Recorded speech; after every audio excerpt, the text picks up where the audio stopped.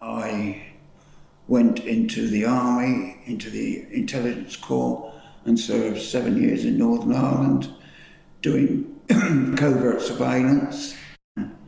From there I went into Civvy Street.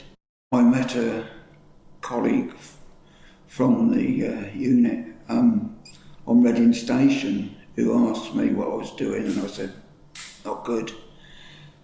And he said, why don't you join us? I'll get you the paperwork. He did. I filled it in, passed it in, and as he said, 6 months later I got the response. And from there I joined MI5, the security service, initially as a counterintelligence officer and counter-terrorism, and from then I went into audio-video, CCTV, video recordings. It's not a bit like on television. We do not, as the we didn't in my day, as the run-of-the-mill thing, carry firearms or even have firearms in the building. Most of it is observation and computer work. Was very much front of line, leading an absolutely brilliant team of technicians after the London bombings. We worked for approximately 10 weeks, sifting through all the data.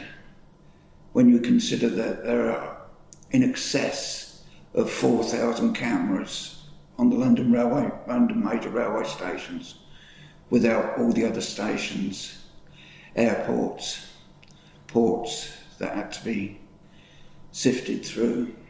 And we did a fair job.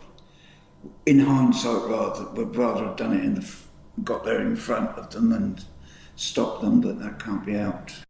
The most riskiest time in the Cold War was 1983, with Reagan's evil empire and Margaret Thatcher chipping in on the same lines, and SDI, Strategic Defence Initiative, Star Wars.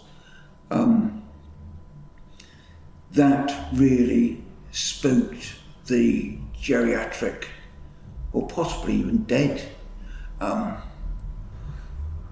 elite in Russia. They instructed all KGB stations throughout the world under Operation Ryan to monitor the effects and warnings of a first strike from the West, a nuclear strike. They really did believe that we were going to strike first.